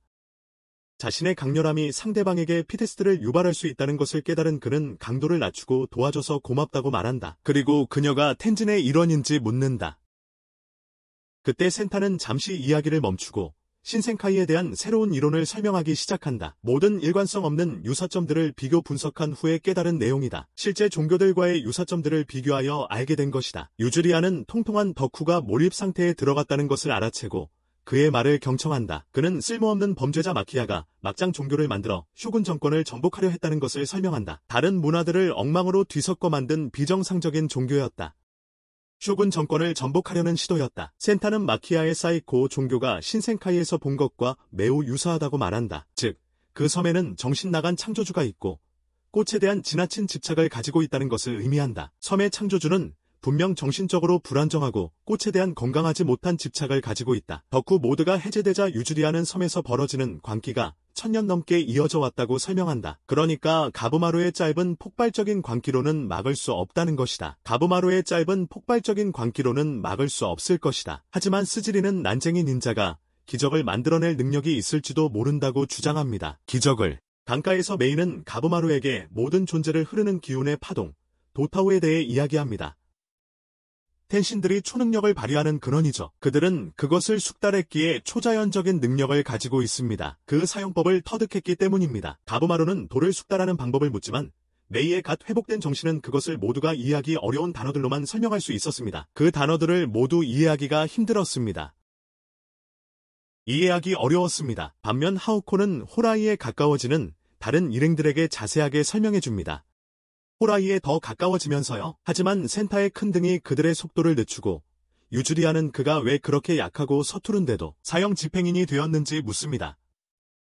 제 몸 하나 제대로 가누지 못하는데 말이죠. 섬의 다른 곳에서 누라가이는 신을 기습하려 하지만 신은 아무렇지도 않게 맞고 땀 한 방울 흘리지 않고 검에서 그녀를 보호합니다. 그리고 검술에 대해 가르쳐주기를 거부합니다. 그녀는 그에게 텐자의 원수를 갚겠다고 한 약속을 상기시키지만 그는 여전히 거절한다. 다른 제자를 잃는 것을 피하기 위해서. 그러자 그녀는 그의 망토를 잡고 눈물을 흘리며 애원한다. 얼굴을 타고 흐르는 눈물 때문에 그녀 또한 무가치한 하급 전사로 사는 것에 지쳤기 때문이다. 전사다. 둘 다 자신을 비참하고 약한 존재라고 느끼는 것이 그의 마음을 바꾸게 한다. 그래서 그는 자신의 능력이 돌을 보는 능력에서 나온다고 설명하기 시작한다. 텐신이 에너지원으로 사용하는 것과 같은 에너지. 하지만 그들과 달리 그는 상대의 강점을 그들의 에너지 흐름을 면밀히 관찰하여 파악할 수 있을 뿐이다. 그리고 바로 그 순간 가짜 신들이 나타나고 그는 누라가이에게 자신의 능력을 완전히 보여주기로 결심한다. 그녀가 그의 지시에 따라 멍청한 거인들을 베는 동안 또 다른 무리가 가부마루를 찾아온다. 그래서 타미야는 메이를 그의 어깨에 올려놓고 모두 베기 시작한다. 호라이의 다른 곳에서는 시그마 텐신 돌연변이가 타오에게 자신의 것을 선보이며 인간꽃의 구덩이가 얼마나 효과적인지 이야기한다. 둘 다 한쪽 눈의 사이코패스, 초바이를 과소평가했는데 그는 혼자서 꼭대기까지 올라온다. 토마와 함께 나와서 바로 연기를 찾기 시작한다. 토마는 인간 기지들이 구덩이에 처한 것처럼 되지 않도록 먼저 계획을 세우자고 제안하지만 초바이는 이미 텐신의 약점을 알아냈다고 주장한다. 어떤 행동을 하기 전에 그는 배를 채우려고 아무 팔이나 잡아먹지만 추하고 누더기 얼굴의 괴물이 갑자기 나타나 그들을 방어 자세로 몰아넣는다. 그는 자신을 텐신을 섬기도록 만들어진 다차이라고 소개하며 친절하게도 그들에게 구덩이로 돌아가 꽃이 되라고 요청한다. 하지만 초바이는 달려들어 그의 엄청나게 못생긴 얼굴을 박살낸다. 팔을 하나 잃은 후 마페이스 사부는 재생하고 거짓 신들을 소환하여 돕게 한다. 그래서 초바이는 토마에게 너무 잘한 실험체들을 처리하는 임무를 맡기고 자신은 다차이를 상대한다. 감정을 제어하지 못하는 그의 모습 때문에 다차이는 그의 기세를 쉽게 읽고 틈을 찾아 초바이의 머리에 구멍을 뚫어 그를 쓰러뜨린다. 망했어. 토우마가 도와주려 하지만 가짜 신들이 그의 길을 막고 다차이는 초바이를 구덩이에 다시 던져 그의 생명력을 모두 빼앗으려 한다. 그때 초바이는 자신의 미끈미끈한 얼굴에서 한 덩어리를 뜯어내며 토우마에게 쓸모없는 베타처럼 울지 말라고 말한다. 하차는 베타처럼 울지 마. 목에 감긴 덩굴을 본 다차이는 그가 구덩이에서 힘을 끌어냈다는 것을 깨닫고 즉시 그를 제압하려 한다. 그리고 즉시 그를 쓰러뜨리려 한다. 하지만 초바이는 쉽게 관절을 제자리에 끼우고 타오를 보는 비결을 알아낸다. 다차이는 그의 몸의 변화를 쉽게 받아들이는 그의 능력에 놀라지만 저예산 울버린이 되는 것은 한쪽 눈이 없는 사이코, 사실 자신의 눈을 직접 뽑아낸 태어날 때부터 망가졌다는 것을 보여주기 위해 자신의 눈을 뽑은 그에게는 식은 죽 먹기다. 그에게는 아무것도 아니다. 다차이의 그를 막으려는 시도는 모두 비참하게 실패하고 그는 더 많은 가짜 신들을 부르지만 토우마는 이미 그들을 모두 저승으로 보냈다. 몇 초 후 초바이는 염력 사용법을 알아내고 시험 삼아 옆구리에 있는 마네킹들을 찢어버립니다. 텐진의 은신처에 대해 추궁하는 동안 토우마는 목에 감긴 덩굴을 이해하려고 하다가 자세히 살펴보고는 자신의 형이 천천히 불멸의 비료로 변하고 있을지도 모른다는 것을 깨닫습니다. 강으로 돌아온 타미야는 거짓 신들의 물결을 베며 메이에게 더 많은 도술에 대한 정보를 요구하지만 메이는 계속해서 그것이 자신의 힘과는 아무런 관련이 없다고 말합니다. 가부마루는 거짓 신들을 쓰러뜨리는 동시에 메이가 자신을 구하기 위해 사용했던 수수께끼의 힘에 더욱 집중하고 결국 섬뜩한 시선으로 그녀를 겁먹게 합니다. 그러자 타미야는 그가 너무 무섭게 생겼다며 꾸짖고 싸움을 계속하지만 벌레 같은 얼굴의 다차이가 메이를 발견하고 공격으로 그의 주의를 끌고는 그녀를 잡습니다. 그녀를 내려놓은 후 그는 마침내 그녀를 다시 만나게 되어 기쁘다고 설명하는데 그녀는 몇 세기 전 비에 떠밀려 버려졌다고 합니다. 가부마루와 타미야에게 제 능력 밖의 일에 간섭하지 말라고 말한 후 그는 메이에게 계속 애원하지만 가부마루는 그의 토할 것 같은 얼굴을 보지 못하게 그녀를 가린다. 그의 역겨운 얼굴을 보지 못하게 가린다. 난쟁이 닌자와 그의 한심한 시그마, 코스프레를 지켜보는 데 지친 벌레 얼굴 다차이는 더 못생긴 그의 파트너를 부르고 둘 다 섬의 벌레들을 소환하는데 그 벌레들은 모두 그들의 역겨운 어린아이들이다. 타미야는 즉시 그것들을 날려버리고 가부마루에게 근접전의 위험성을 경고하며 예전 그의 손이었던 것을 보여주며 둘 다 공격에 대비한다. 공격을 받을 준비를 한다. 벌레 얼굴은 염력 공격으로 그들을 날려버리고 맹렬한 공격을 퍼붓는데 그들의 주먹을 서로 향하게 한다. 다차이는 여전히 메이를 왜 도우려 하는지 이해하지 못하고 가부마루는 자신을 구해준 것에 대한 보답을 하려는 자신의 의도를 설명하고 그들이 왜 애초에 메이가 필요한지 묻고 난쟁이 닌자 역시 상식이 부족하다는 것을 깨닫는다. 그들은 싸움을 멈추고 그들에게 도타오와 그것을 숙달하는 단계에 대해 가르칩니다. 돌을 제어하는 법을 배우는 데 사용되는 모든 기술 중에서 볼따구를 치는 기술이 가장 효과적이어서 천선들은 아무렇지도 않게 몸을 바꿔가며 파운드타운을 방문하는 날들을 보냅니다. 집중 강좌를 통해 가부마루는 도의 흐름이 그들이 어떻게 몸을 바꿀 수 있는지 깨닫습니다. 하지만 메이의 역할은 여전히 불분명하여 벌레 얼굴은 그녀가 몸을 바꿀 수 없는 능력이 없는 하위 버전의 천선이라고 설명합니다. 비록 레인이 그녀에게 상처를 입히고 쫓아냈지만 그것은 그녀가 볼따구를 치는 것으로 다차이가 진정한 잠재력에 도달하도록 도울 수 있다는 것을 의미했습니다. 타미야는 마침내 그들이 그녀를 다시 데려가려고 하는 이유를 깨닫고 가부마루에게 그들을 파괴하는 것을 도와달라고 요청하지만 작은 닌자는 이미 궤도를 이탈하여 닌자수를 사용하여 그들을 막습니다. 다차이들은 벌레 능력을 최대로 활성화하여 공격에 맞서 방어합니다.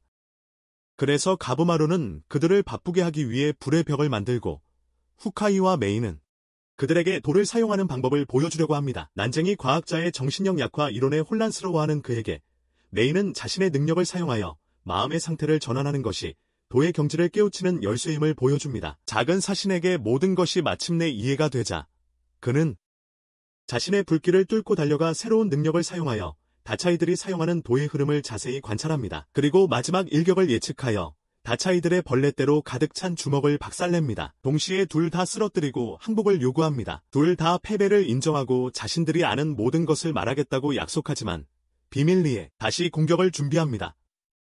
하지만 타미야는 그들의 가면을 꿰뚫어보고 즉시 달려듭니다. 그들을 막기 위해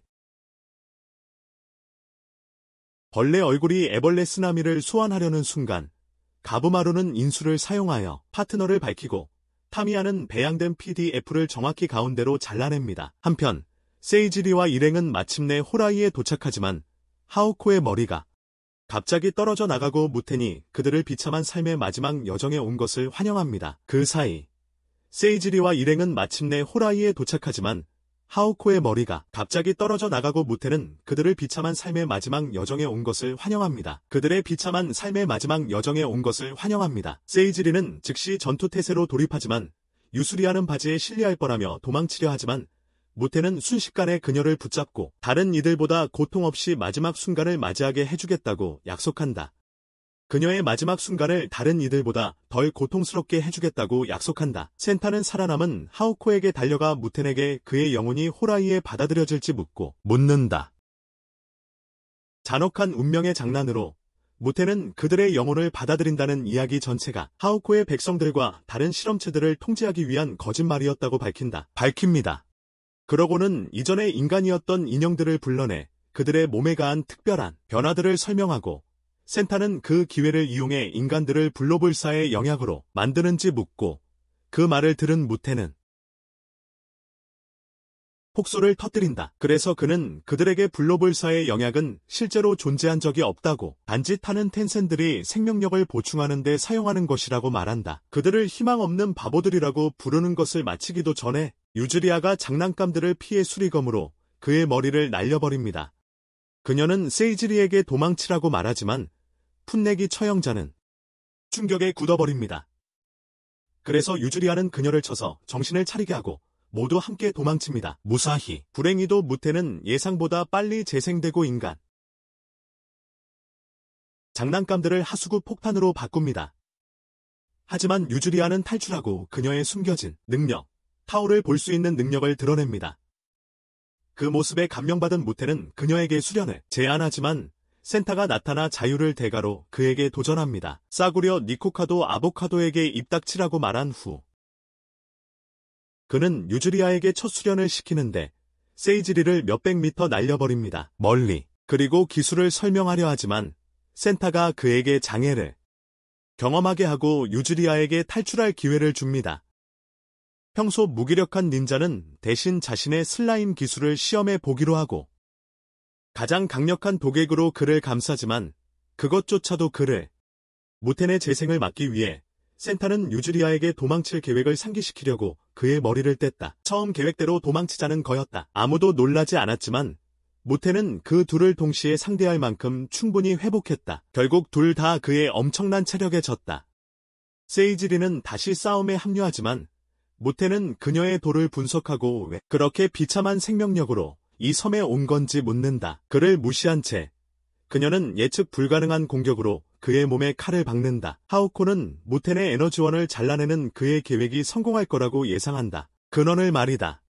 하지만 그는 여전히 재생되며 세이지리처럼 쓸모없는 자에게 그런 공격은 낭비라고 말한다. 세이지리에게. 바로 그때 그녀는 특수 호흡법을 사용하여 기를 증폭시켜 무텐이 도망치기 전에 그의 눈을 관통한다. 한때 무적이었던 천선 무텐에게 치유할 수 없는 상처를 입히고 유주리아는 낙관적이 되고 센타도 힘을 낸다.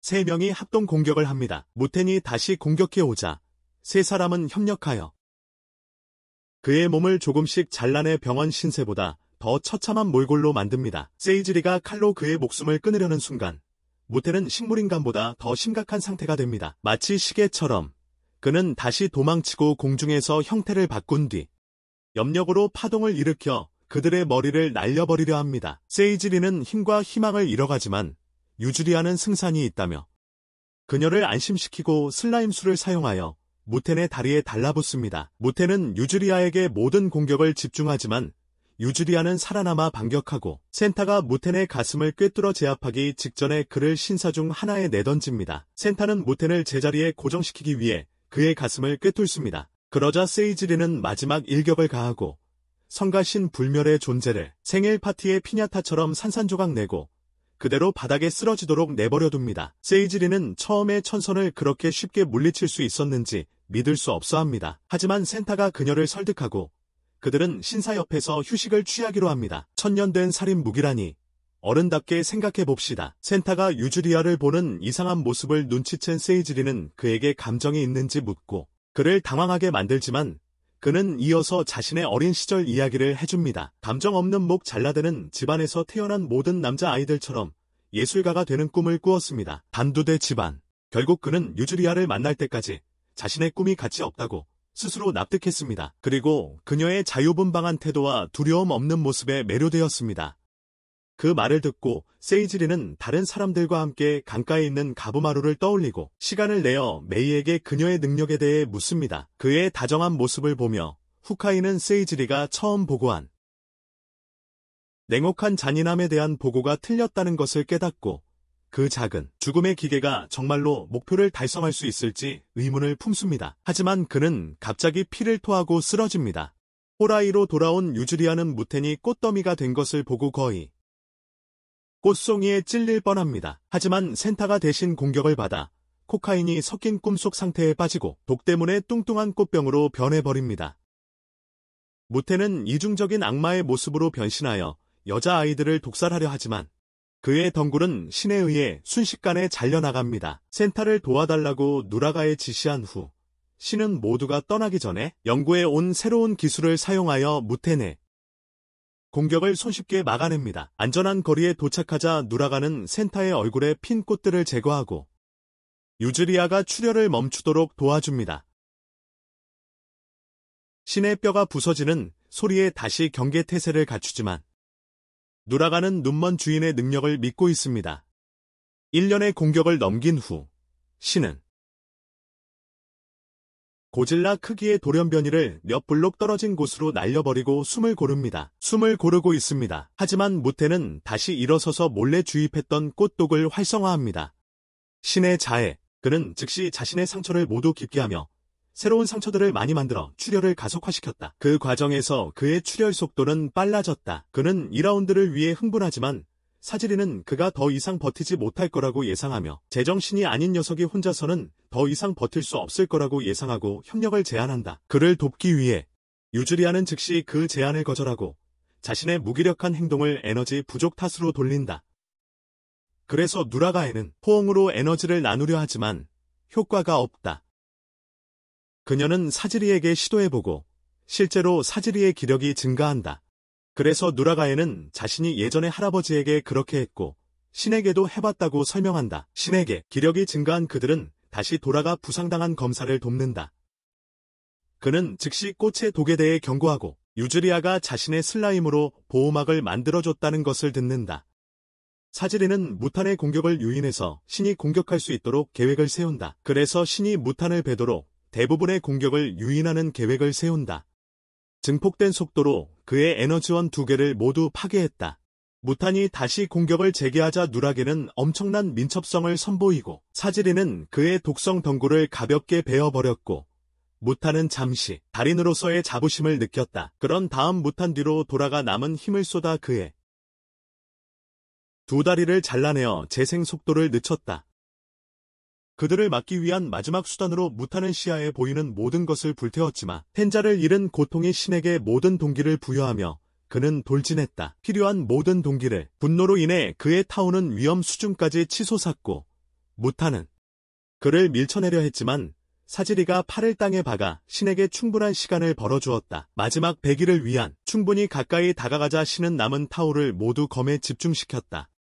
하지만 배려는 순간 그는 무탄의 핵이 복부에 없다는 것을 깨달았다. 시간이 얼마 남지 않아 애를 쓰며 위치를 찾으려 하지만 센타가 나타나 유즈리아의 도움을 받아 그에게 난자를 베라고 말한다. 신은 즉시 배연에 성공적으로 해내고 무탄은 그에게 감사하며 1000년 동안의 지루함에 종지부를 찍어준 것에 대해 감사하며 자연으로 돌아간다. 그룹은 그 후 센타에게 주의를 돌리는데 그는 추수감사절에 도살될 칠면조보다 더 안 좋아 보인다. 사지리는 그를 돕기 위한 해결책을 필사적으로 찾으려 하지만 유즈리아는 그가 돌아오지 못할 거라고 받아들이라고 말하고 그에게 마지막 순간에 희망을 주고 저 세상으로의 그의 이행이 평화롭게 되도록 가까이 다가간다. 혹시 평생 동안 한 번도 느껴보지 못했을까봐 그의 머리를 자신의 가슴에 기대준다. 그의 일생 동안 그를 묻은 후 신은 그의 집행자로서의 직무를 따르는 계획을 세우려 하지만 사지리는 편을 나눌 필요가 없다고 무사히 돌아갈 가능성조차 있으려면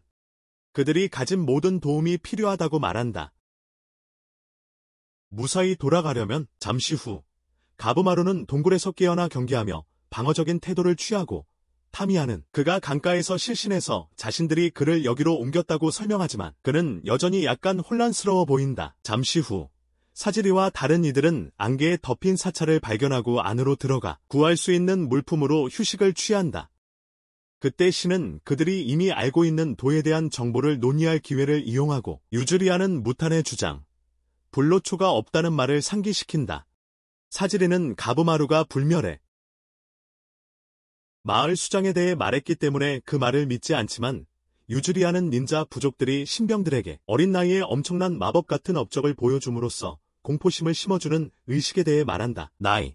그녀는 또한 최고의 닌자이면서도 문중에 거의 봉사하지 않은 자가 마을 수장의 딸인 아내를 이미 두고 있다는 점이 얼마나 이상한지 이야기하고 유즈리아는 닌자 마을에서 가부마루와 같은 최정의 살상 병기를 통제하기 위해 사용하는 최면 기술에 대해 더 자세히 설명한다. 가부마루 같은 최고 수준의 살상 무기를 통제하기 위해 마을들을 이용해 난쟁이 닌자가 기억상실증에 걸린 걸 깨닫고 아무도 모르니 태연하게 행동합니다. 다른 사람들이 누군지 전혀 모르거든요. 그날 밤 늦게 신이 현관에서 사지리를 찾아 장난을 치려 합니다.